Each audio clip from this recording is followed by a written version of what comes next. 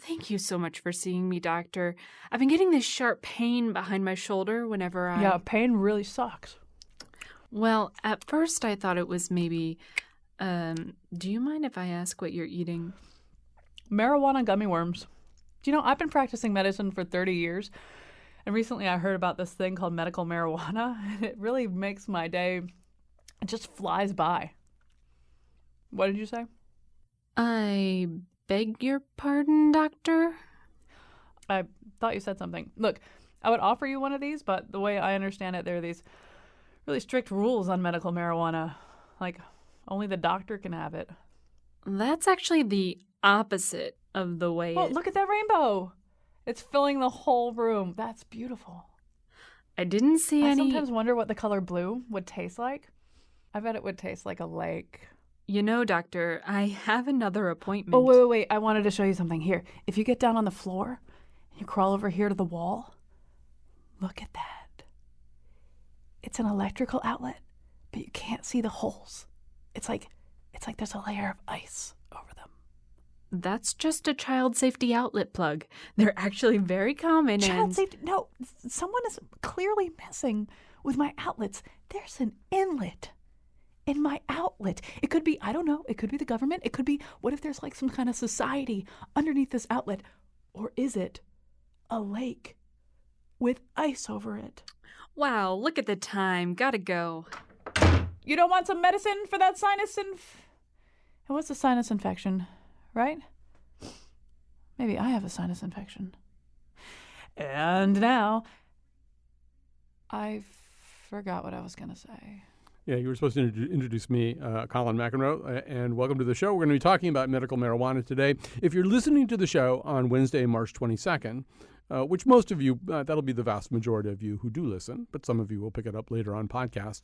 You might think that we planned things in this incredibly canny fashion because here in Connecticut on March 22nd, it's kind of Marijuana Day over at the state capitol. Right now, they are conducting a committee hearing on SB 11, which is a legalization bill.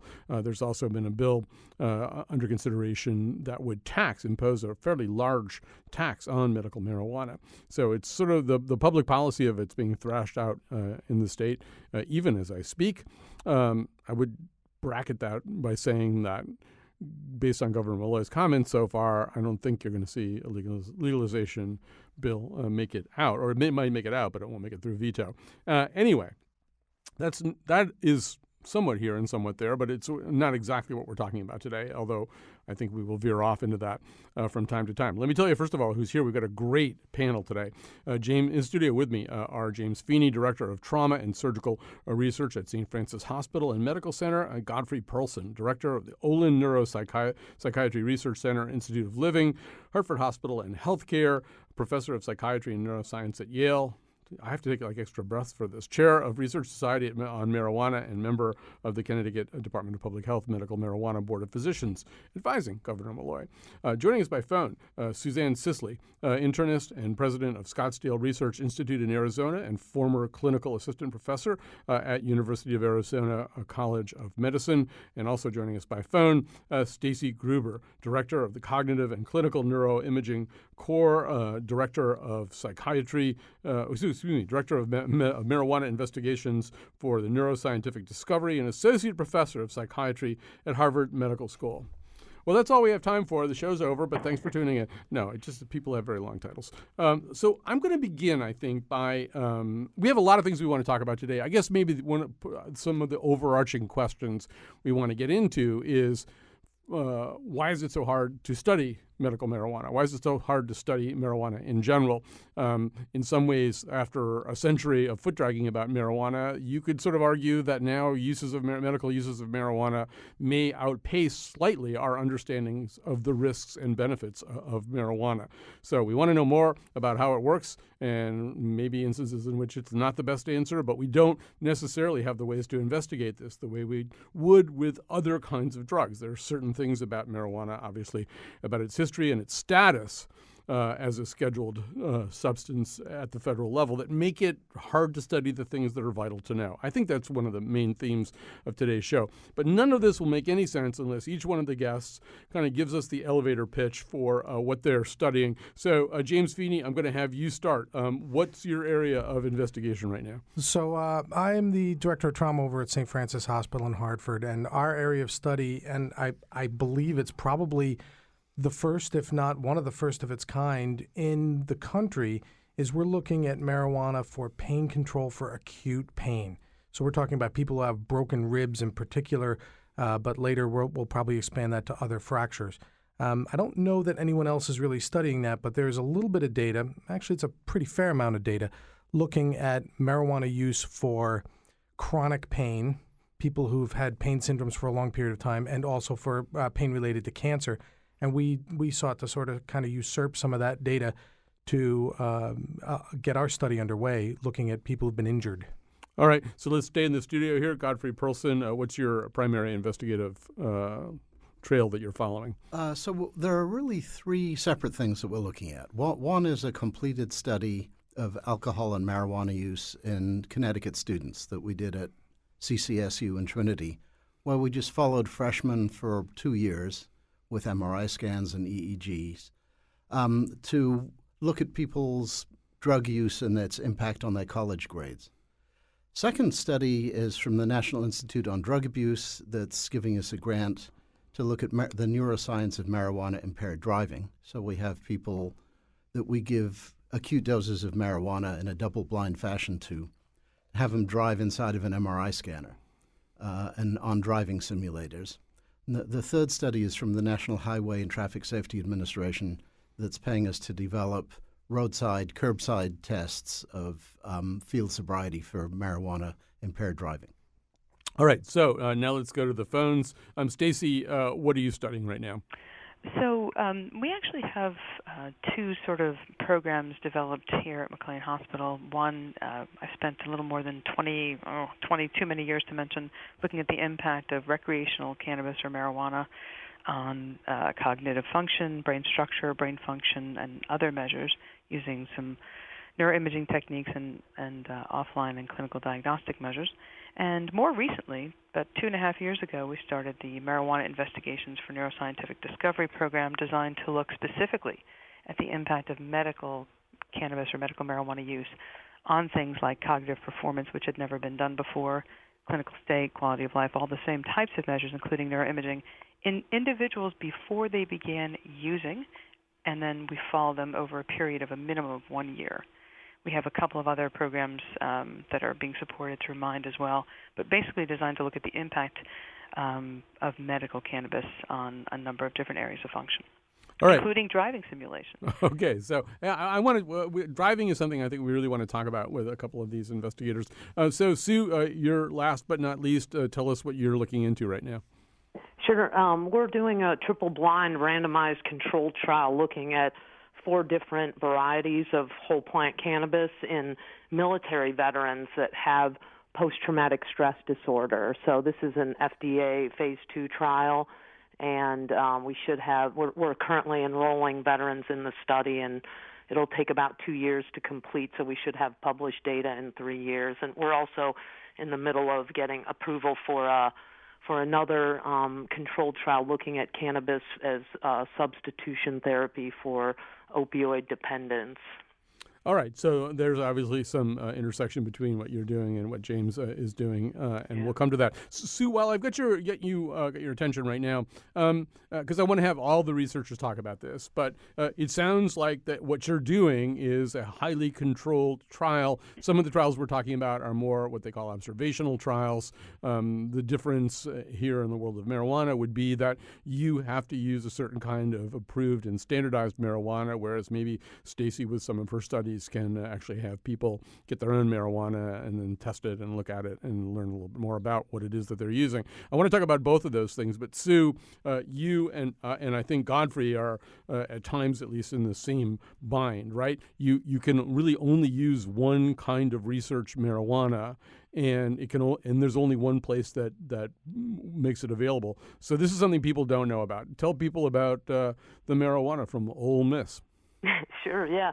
University of Mississippi has held the monopoly since 1968 on the only federally legal supply of cannabis for research and controlled trials. And so if the University of Mississippi isn't able to grow the certain phenotype that you want, then you'll have to adjust your protocol to accommodate what they can cultivate. So it's been it's been challenging, but we're grateful to have any legal drug supply to use for controlled trials. So I'm not denigrating them, but I think at some point we have to see the government make good on their announcement. I don't know if you remember last summer the DEA announced that they would be licensing other growers for research, which is something that we've been pushing for many years, and we were so grateful to hear the DEA notify the public that this would happen, but unfortunately there hasn't been any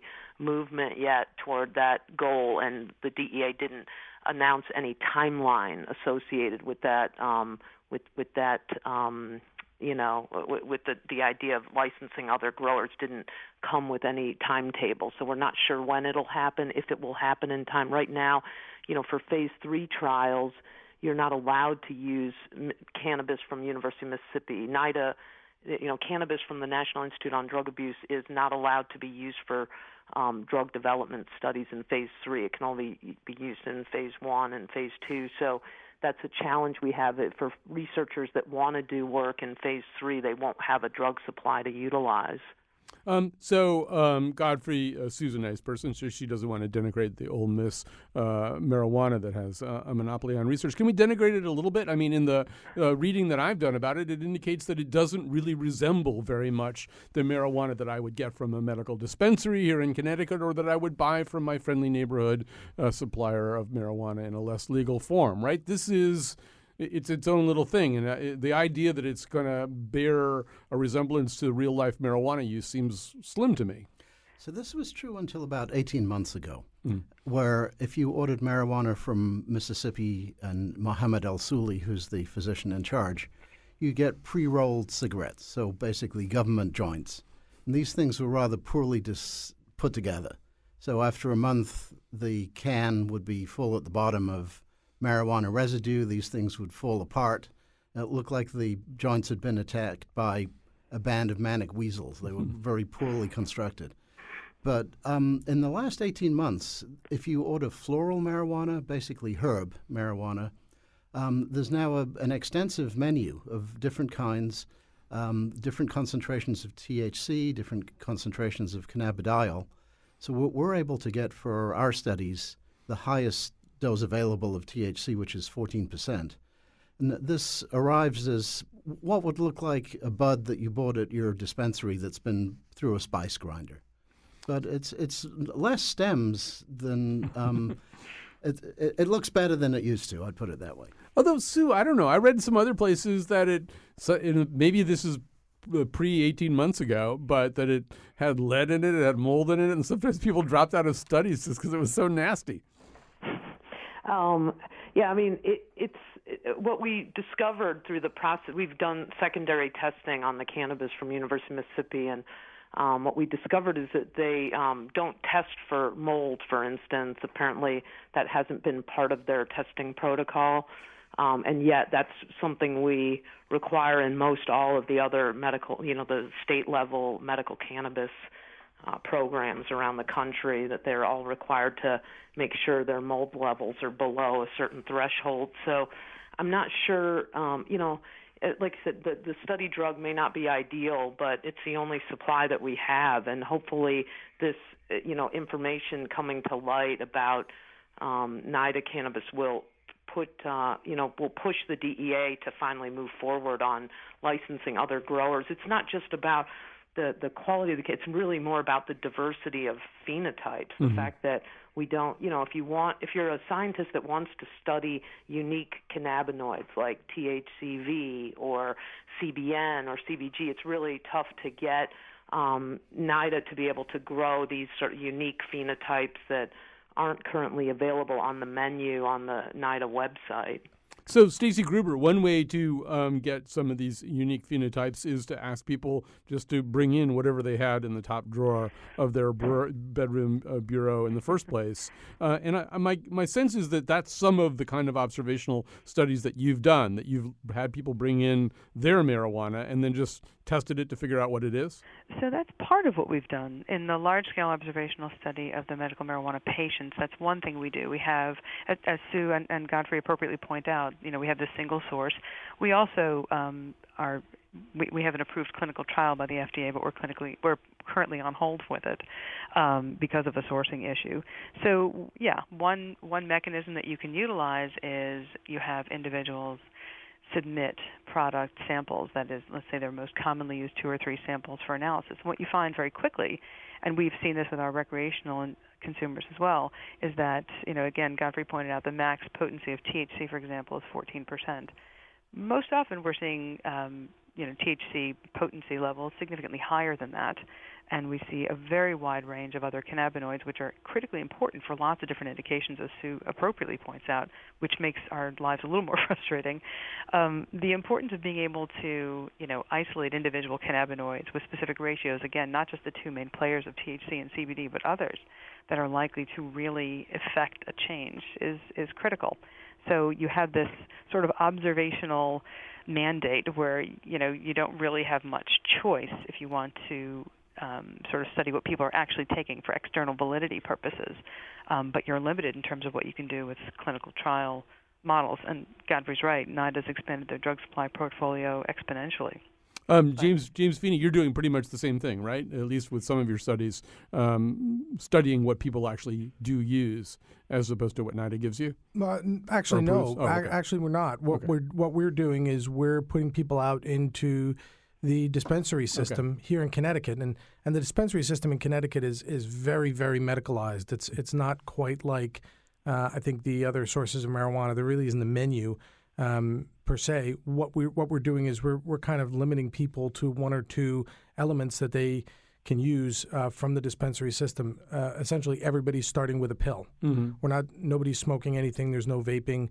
There's no oils. There's no buds. Everybody's starting with a pill. And we have a very defined escalation protocol, but it's all going through the dispensary system. And that was part of our approval from the state, is that we could put these people through the dispensary system without one of the 22 predefined conditions. Godfrey, one of the things that happened last year, one of our other guests mentioned it. Okay, so there was this kind of almost sort of compromise. One of the problems is that marijuana is a Schedule I drug. I mean, it's classified with like heroin and stuff like that. So they didn't change that classification. There was some hope that maybe they would. The compromise was that they, as I think Sue pointed out, they sort of nominally said, well, we'll open up the process. It won't just be Ole Miss. Other people can get into the game.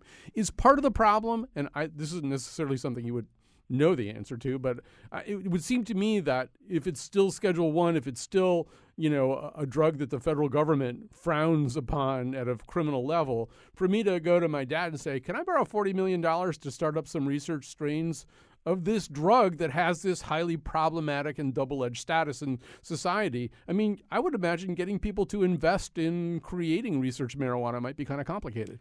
Yes, so there's a disconnect. On the one hand, people say, well, medical marijuana is prescribed for or used for a variety of conditions, but most of the evidence is anecdotal to date. Mm-hmm. Then on the other hand, the government discourages research into marijuana for beneficial purposes. They're happy to fund things like cannabis-impaired driving, but much less likely to fund anything that has to do with a Schedule I substance.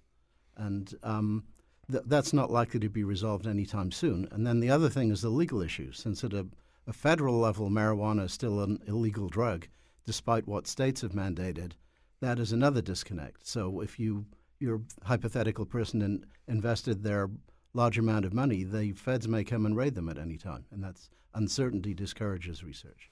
Sue, I feel like I read lots of clinical research where they're studying, I don't know, mushrooms or LSD or MDMA or something. Is even within the universe, the smaller universe of Schedule I drugs, is marijuana harder to study?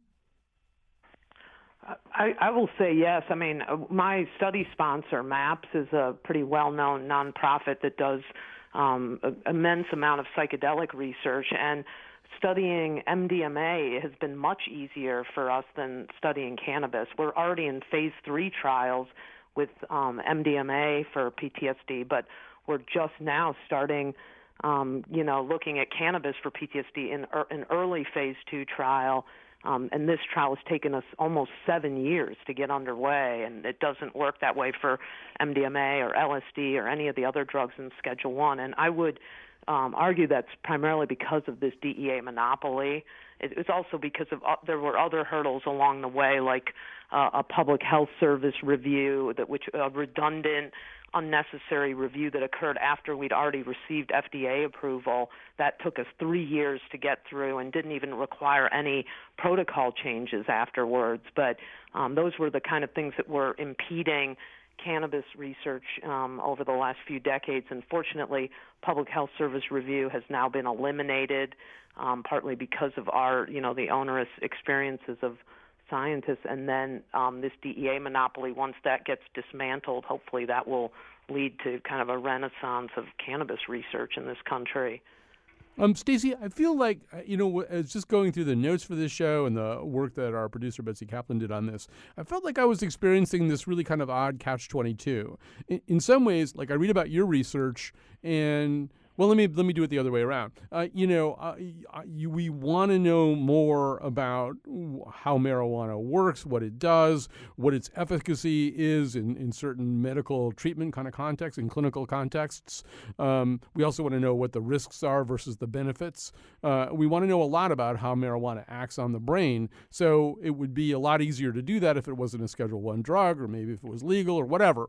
On the other hand, I read about some of the research that you and Godfrey are doing, and I think, wow, that sounds like a drug that probably shouldn't be legal, or at least I have some real trepidation about that if it's going to have long-term effects on the brain. Do you understand the contradiction I'm struggling with? Sure. I think it's the same issue that, lots of our adolescents and emerging adults face when, they're asked, look, do you think it's risky to use cannabis or marijuana? And they say, no, how could it be risky? Because my mother's best friend uses it for X, Y, or Z. It's a complicated picture, and there are very large differences between the use of marijuana or cannabis for recreational versus medical indications, perhaps. And that's one of the things that we're seeing in these studies that are being done sort of simultaneously. It gives us a really unique perspective. But yeah, it is a catch-22. As somebody mentioned, there's largely only anecdotal data so far about the impact of medical cannabis or medical marijuana. Do we expect the same negative effects that we've sometimes seen in studies of chronic heavy recreational users in particular? Our small sample size is absolutely clear, but we have some interesting data suggesting that we may not see the same decrements. In fact, people look like they're doing better after treatment. How do they look over longer periods of time remains to be seen. So we have to sort of keep an open mind and continue to follow these folks. But it's a great question. It's critical to figure out what we can. And marijuana is not just one thing, which also makes the study of it so difficult. MDMA, you create it in a lab, and it's a different story from cannabis, which contains hundreds of constituents, some of which, are critical and interact with our own endocannabinoid system. So it's a complicated picture. James Feeney, one thing that we do know is like, okay, right now, if I break my arm, I break my leg, I go to, either one of your hospitals, yours or Godfrey's hospital, or UConn, and I'm in a ton of pain, or if I have to have some surgery on the leg or after the break or whatever, and I'm really in a ton of pain, I'm going to get opioids. And if you've had access to a TV set or radio or a newspaper for the last 2 years, we're having an opioid crisis. It's dangerous. It's lethal. It would seem like this would be an area where you get a lot of space to explore if people were thinking rationally about it. Are people thinking rationally about it? Yeah, I honestly don't think people are thinking all that rationally about it. Your point is a really good one. Yes, this is a Schedule 1 drug, and yes, there are going to be some side effects that we have yet to determine. But, we have a ton of experience in our society. I think individuals have a lot more experience than the medical community does, looking at what the side effects of marijuana are over long periods of time. And I think that's a fair point worth making. There's a lot of the brain chemistry changes and the brain structural changes have been studied in patients with heavy recreational use. The occasional user is not really studied because the differences won't be that stark. So I don't think we really know from a medical standpoint, what this is going to turn out to be. But to your point, right now we've only got one thing that we can use to take care of people with a lot of pain, and that's an opioid of one kind or another. They're really, there are NSAIDs, there's, acetaminophen, Tylenol, et cetera, and those are okay for mild or even moderate pain. But when people are in a ton of pain, it's just really not going to work. All right, so this is a good place for us to break. We're going to come back. We're going to talk more. We're going to talk more about like where the money comes for this research. We got a lot of things we want to talk about. Not that much time, so I'll shut up. Medicinal weed, therapeutic cannabis, oh, plain old doctor's pot. You can call it pharmaceutical ganja, or dress it up as Red Cross grass. But medical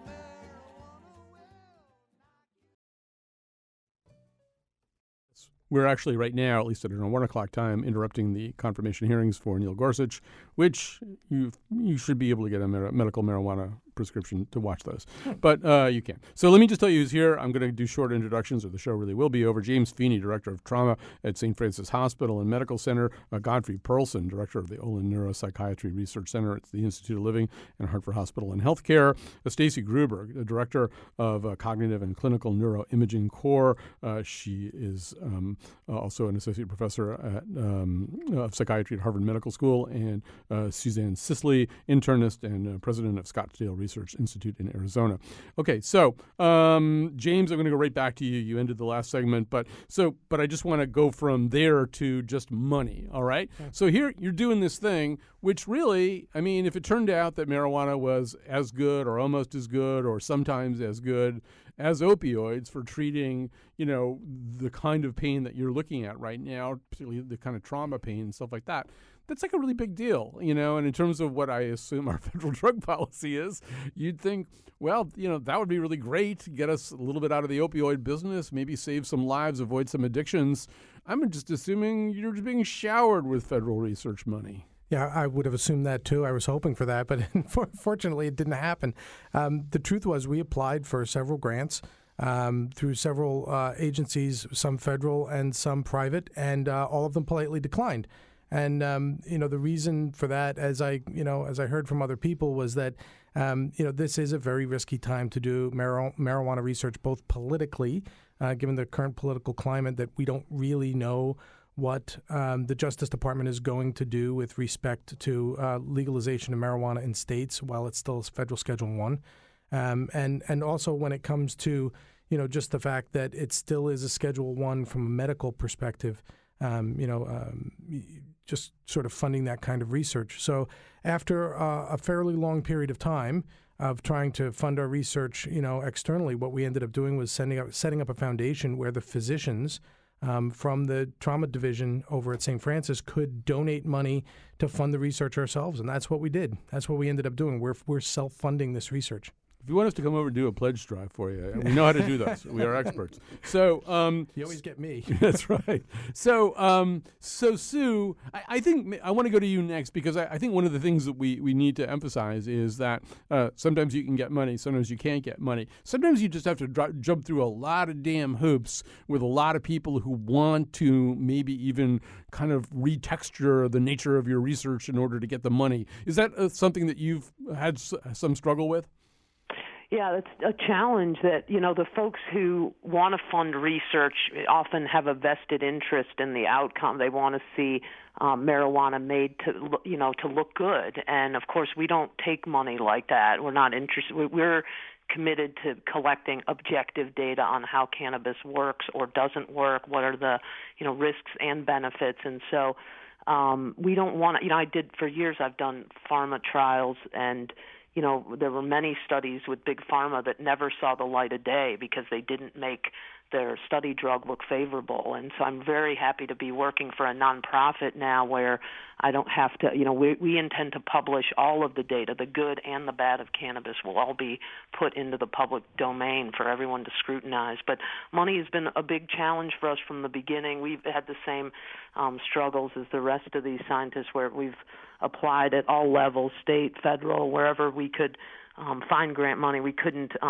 ever acquire it until we got our first government grant 2 years ago, thanks to the state of Colorado, the generosity of these legislators who were willing to allocate about $10 million to study efficacy of cannabis. So this was the first time we've really seen a significant amount of government money going to study efficacy only instead of doing the usual safety studies. That's traditionally what the government has funded is safety studies looking at harmful side effects of cannabis or addiction potential of cannabis, which are all really important trials. But we would like to see the government provide more balance in the funding and start sponsoring efficacy studies on an equal playing field to the safety studies. You think? I mean, to me, this is like another crazy thing. So NIDA, that's the group. You've heard several people, NIDA, you've heard several people on this show mention that. They're the people who decide which marijuana you can use, the Ole Miss marijuana or something like it. You're saying that they don't fund studies of whether it works to do something? Well, traditionally they haven't. Only recently did we start seeing an RFP for, cannabis for pain management, things like that, but small amount of money compared to the massive amount of taxpayer dollars that are spent to study safety. And so that's been a real challenge. We've been striving to identify private donors. That's really been our best hope, is getting, we've seen a lot of wealthy families come out of the woodwork, like the classic case, the Lambert family in Australia that donated $33 million to University of Sydney. That's really our best hope, is finding private donors that care about this issue, that aren't trying to manipulate the research in any way, that just want to see good science move forward, and that's incredibly valuable. But even having the state of Colorado, I think there's a lot of opportunities for these medical cannabis states where they're generating surplus funds from operating their medical cannabis programs. Even in Arizona, where I live, we have about, over a $15 million surplus from just selling cards to medical cannabis patients, collecting licensing fees. You generate these surplus funds, and they could easily be earmarked for cannabis research to study efficacy, but unfortunately that's not usually what's happening. Typically those funds are getting swept into the general fund to pay for other things. All right, so I just want to hear the other two funding stories quickly. So Stacy Gruber, rather than have people tell you what to do, you're privately funded, right? So the MIND program at this point is privately funded, yeah. And like my colleagues, we've certainly explored other options. This is really the very best option because it's really critical to deliver a completely unbiased set of data. That's the thing that we're all sort of desperately in need of. And, you really can't be in a position to change your design or change, your outcome variables depending on the agenda of a potential funding source. So that's important. And just, sort of to echo the sentiments, I mean, you have 90% of states, 28 states plus D.C., have fully legalized medical cannabis. Another 16 have limited cannabis, right, non-intoxicating or non-psychoactive, as we often hear it referred to, like cannabidiol-only states. So you would think that states would want to take a big section of that surplus and allocate it for research and development to sort of underscore the efforts that are being made. But it's slow to come, I think. All right. So, Godfrey Burleson, you actually got a federal grant. Congratulations. Tell us about that. Okay. So the grant that we got from the National Institute on Drug Abuse is to study the neuroscience of cannabis-impaired driving. Mm-hmm. So what we do is, to get into the how long did we have to wait until we actually got cannabis after the grant was funded? Mm. It was about a year, and we went through 3 federal agencies, and we had to build a special room with a 24-hour security camera, an electronically armed mechanical safe, sunk into a rod that goes 3 feet into the floor and can withstand a limited nuclear blast. No, I'm kidding about that part.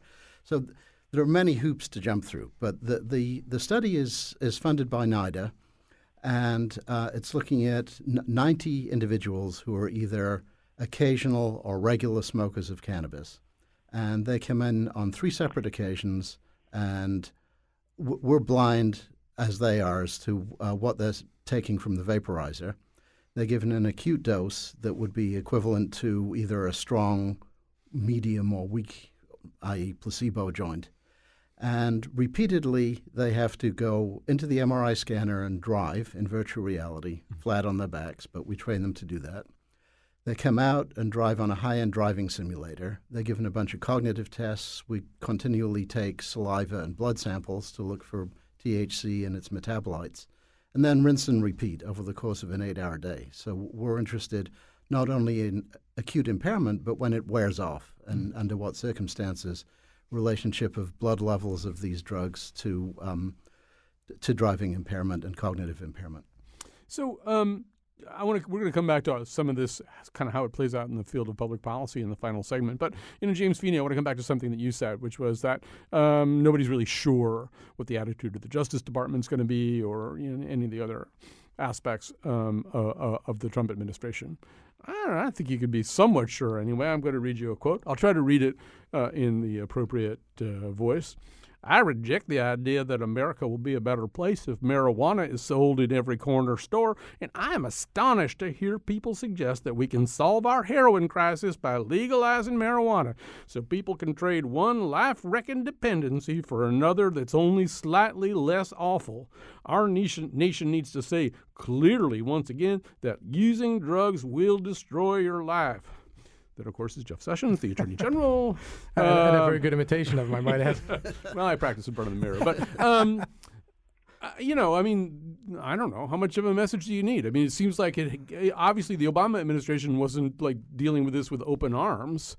I mean, they had a chance to not make it Schedule 1. They didn't do that. Right. But this seems like a very different tone of voice, and if I were a research institution, I may be a little nervous. Well, I think you're right about that, and that statement that I'd be astonished to hear that medical marijuana might reduce the heroin epidemic or the opioid epidemic.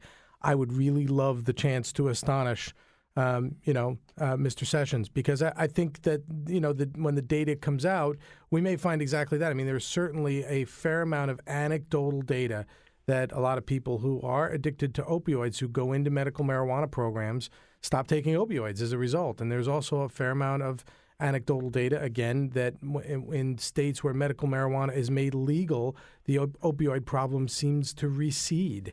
So I don't think it's beyond the pale to look at it and to study it, because we're never going to know. With all due respect to Mr. Sessions, I don't really feel like his gestalt on this might be all that accurate. Well, Stacey Gruber, I'm also wondering whether this is toothpaste that can be gotten back into the tube. I mean, in a way, marijuana has a certain status in our society. Medical marijuana, as you just pointed out, Stacey, has a certain status in our society and has gained certain ground in our society. And it's kind of like gay marriage. Once everybody realized that they all knew gay people, they got a lot cooler about gay marriage. And everybody now knows somebody who's maybe benefiting from marijuana, from medical marijuana. So I don't know. I mean, Jeff Sessions can say what he wants. That doesn't necessarily mean that he's going to call the tune at the square dance. Yeah, I think it's a little bit of a wait and see time at the moment, but you're right. I mean, the nation has certainly warmed toward the idea of marijuana as medicine. We see this every day with the growing numbers of people who are registering, and then there's countless more who aren't registered, who are using products that don't have to come through a dispensary. So I think there's every reason to be hopeful. And I absolutely agree with Jeff, and some of our data is incredibly compelling. People are sort of abandoning their opiate-based medications in favor of cannabis. And while, again, some of these sample sizes are small, they're incredibly promising. And why shouldn't we embrace something that may help us literally turn the tide with regard to this epidemic that we're facing? So every reason to be hopeful. Or don't even embrace it. Just study it. Yeah, just let us study it. Let us study it, exactly. All right, we're going to grab a quick break here. We've got a great panel here. This has been fascinating stuff. I wish we had 2 hours. We don't, but we'll get as much done in the final segment as we can. Cause way back in the 60s this could never have been. The local politicians and some others we know, I guess they put it on the ballot, then you all turned out to vote. Oh my,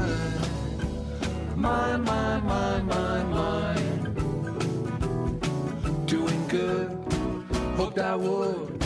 Medical marijuana's got me feeling just the way that I should.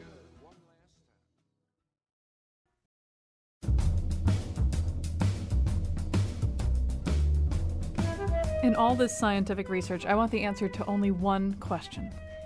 Is Dave here or is Dave not here? Today's show was produced by Betsy Kaplan and me, Kyone Wolf. Amanda Fish split a brownie with Maureen Dowd. Our intern is Ali Oshinsky, and the part of Bill Curry was played by Willie Nelson. Check out photos of medical marijuana on the Colin McEnroe Show Facebook page. On tomorrow's show, our psychological relationship to cash. And now, back to Colin. All right, so we've got a lot of things to talk about, and it is kind of, if you're listening to this on Wednesday, it is kind of a medical marijuana day here, or marijuana day here at the state capitol in Connecticut. They're considering a legalization bill in a hearing right now. There's also a bill to tax medical marijuana, although from what I can tell, medical marijuana is already pretty expensive. I don't know if we'll have time to get into that. But so one of the people who I believe testified today, and I'm not going to reintroduce everybody because it'll take too long. But so Godfrey Perlson, one of the people who testified today, is I'm sure a name and maybe even a person well known to you, Dr. Deepak D'Souza, a Yale University professor and psychiatrist. He's testifying against the bill. One of the things that he says seems kind of germane to your study. He says driving on crowded highways like I-95 is already difficult. Quote, driving on I-95 with people who are stoned is a very bad idea. So, and I'm not asking you to say whether it's a good idea or a bad idea. I guess what I'm asking you to say is when I read about, say, Colorado or Massachusetts or any place considering legalization, my question is like, look, drunk drivers are horrible and they kill people every year and it's a mess. But there's at least a field sobriety test and then blood alcohol levels and some kind of way of assessing how damn drunk you are while you're driving your car. I feel like we don't know too much about. We don't have do we have a corresponding set of data points about pot? No, that's a great question because we absolutely don't. And there are a number of complications. One is on the behavioral side, it's clear what alcohol intoxication does to people. They stagger about, their memory and coordination is affected, and those are things that are readily tested at the roadside. With marijuana, it's much less clear what the corresponding behaviors are. With alcohol in your blood, it dissipates at a predictable level and is easily measurable through a breath or a blood test. The problem with THC, which is the main intoxicant in smoked marijuana, is that it's incredibly fat soluble. I mean, it is a fatty substance, and it's immediately sucked out of your blood into body fat, including in your brain. So if the police pull someone over and get a THC level, it's going to be low, no matter when they smoked. But that low level can represent two things. It could be that you're a frequent smoker and you last smoked 10 days ago, but your THC level is still up because it's leaching out of your body fat. Or it could mean you're an occasional smoker and you last smoked 10 minutes ago. And there's currently no way to tell the difference between those. So those two major things bedevil roadside testing. I'm going to kind of speed date through a whole bunch of little topics here because we have so little time left. And so, James, this isn't really your field, but I'm guessing since the people in your studies are coming in from dispensaries, maybe you have like some anecdotal sense of it. My sense is it's actually it's not like something that my, Blue Cross policy is going to cover, right? And Lori Mack, who's reporting on this for us right now and on the proposed tax, says, there's like a buy-in somehow or other, like the physical you got to go through and stuff you got to do to get the card. That could run around $250. And then she found patients who were spending as much as $900 a week on this stuff. I mean, if you want to use medical marijuana, it's not necessarily cheap, I guess. No, I think you're exactly right. I mean, for the study purposes, that's the only thing the study really needs to fund. There's not much else, honestly, because we're not really doing anything else except seeing, observationally how people are doing. But you're right. I mean, I think your numbers are right on. We figured probably about $1,000 over 6 weeks per patient to pay for this. And, right now insurance companies aren't going to pay for it. Once they started paying for it and once it became something that got to be mass produced, the prices would go way down because it's not like something that you need a lab to really be able to grow. So, Stacey, I feel as though I'm going to go back to that kind of catch-22 thing that you and I talked about, or the double bind. You've actually been studying the effects of marijuana use for a really long time. But I feel like the United States hasn't been studying the effects of marijuana use for a really long time. So, I mean, obviously there's a conversation we can have about medical marijuana where you guys just, as I think James said, just let us study it. That makes total sense to me. But legalization, it seems like, is there enough actual clinical data about marijuana to know, to make the kind of policy judgment that people have to make? So I think it's a great question, and I always like to say policy has definitely outpaced science in a number of areas. But there's every reason, again, to sort of allow what we know, and that should also include anecdotal information. As we heard earlier, there's an awful lot that people and patients will tell you about their use of medical cannabis. And again, not to mix apples with oranges, medical cannabis, recreational cannabis, different, and we should probably really be thinking of them in very, very different ways because they look different, and their indications for use, these consumers, these patients, very, very different. So, I think it's the kind of thing where we absolutely need more data, and we're hoping, with studies like these and all these folks on the panel, this is always very, very helpful to try to flesh some of these things out so we can move it forward. Yeah, so Sue, and I think maybe to that point, it's worth emphasizing no study exists in a vacuum, right? The knowledge is a compendium, an accumulation of clinical studies of clinical knowledge. So right now, if you want to study the efficacy of medical marijuana in treating veterans with PTSD, you want to study the efficacy of it. But I guess you also want to know the risks versus the benefits, too. And is that all part of your study, or do you need other people's studies to say maybe look at the risks? No, we're lucky that we're able to study both safety and efficacy within the same trial. So that's part of what we strive for, is to always have a balance. We realize this is a drug like any, it's got risks and it's got benefits, so we always strive to look at both and collect data in both areas. But we were informed by tons of other observational studies and case series that has occurred over the last few years. So there's actually a tremendous amount of published literature about cannabis for PTSD. It's just that we've never had a single randomized controlled trial looking at this issue. So this will be the first and only randomized controlled trial in the world looking at cannabis for PTSD. But I also wanted to touch on what the other folks were saying about, and you had asked about policy and how, I think I wanted to bring a couple hopeful points here that we've seen a big breakthrough in January with the National Academy of Science report, where they, it was titled "The Health Effects of Cannabis and the Current State of Evidence," and they basically analyzed all the published literature they could find on cannabis, maybe over 10,000 studies that they reviewed, and they found conclusive evidence that marijuana can be used as a medicine. It identified 3 areas that cannabis had a significant amount of scientific evidence to support its use.